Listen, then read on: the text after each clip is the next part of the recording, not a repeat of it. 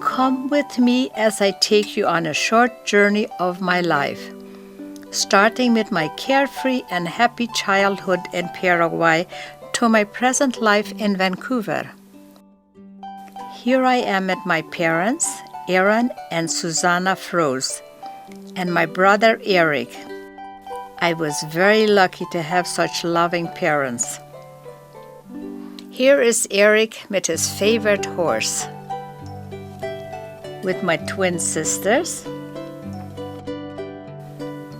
Our homestead. What's this ostrich doing in our yard? My brother found an ostrich egg and brought it home. We carefully kept it warm until it hatched, and it became our pet for many years. As a family, we built a brick home. And as I remember, we made all the bricks ourselves.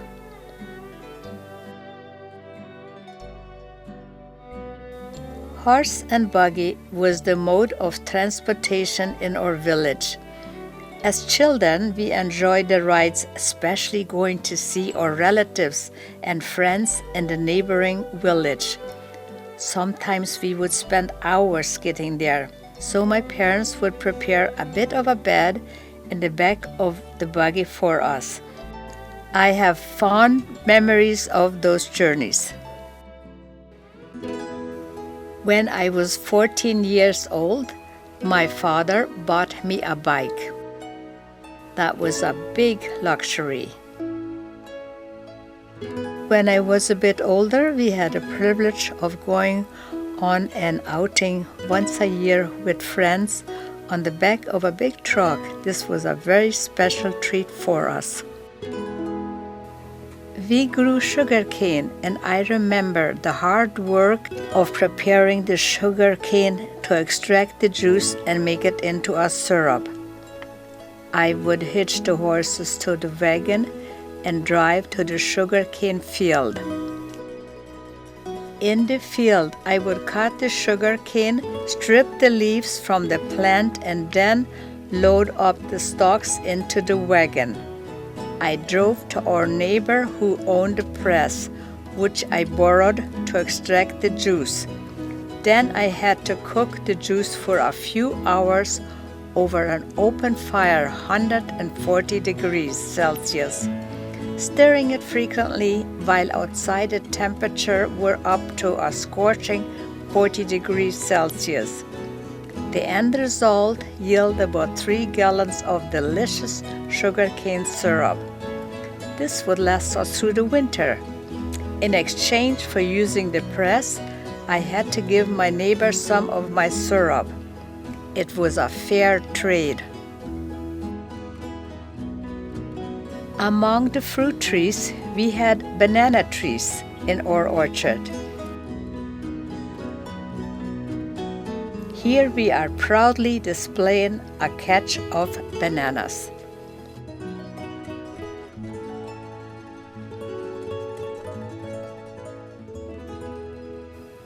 When I was 14, my grandmother moved to Canada. I promised her that I would come to Canada when I was 21, and that's exactly what I did. I always loved gardening, and before I left Paraguay, I planted a eucalyptus sapling. On return to my visit to Paraguay, I was able to see how it grew over the years to a big, beautiful tree. I will always cherish that tree in my childhood home. In Canada, I created my own garden. It is the place where I find tranquility and joy and take care of every plant. And this is my reward.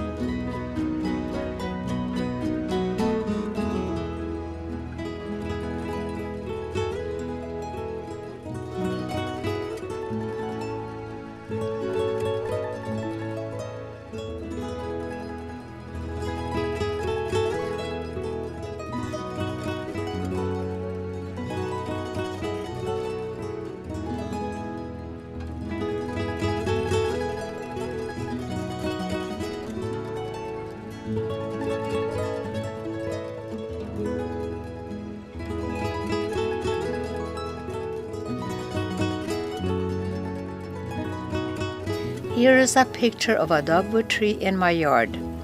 It is the provincial tree of British Columbia. It is very special and had white, pink, or red flowers. As you can see, mine has white flowers. Early in the spring, the flowers bloom, and then in September, the flowers are transformed into colorful and delicious fruit. The treehouse is a very unique place in my garden.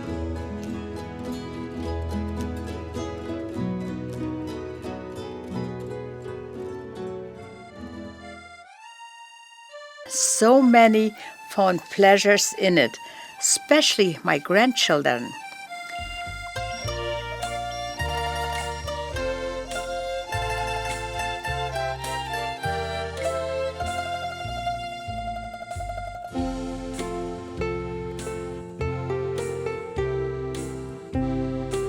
Music has always been in my life.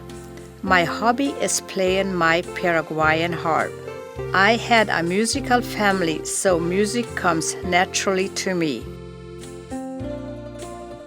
My dad played violin every night. The sound of the violin is still in my head.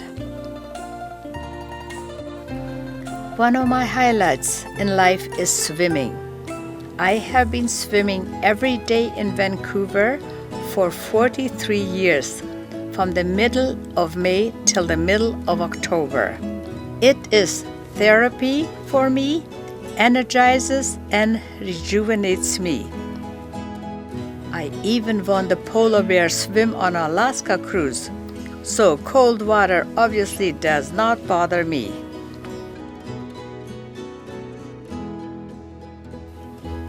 Hawaii is my favorite vacation spot.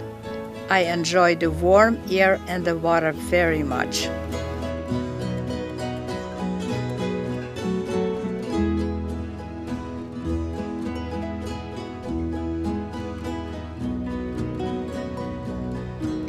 We also have a beautiful log cabin in Sunshine Valley, which is located near the town of Hope in southwestern BC. My brother provided the logs for the cabin. We have spent many happy family vacations there. It is a beautiful, enchanting place to spend the Christmas holidays. Here I am, still enjoying my life in Canada.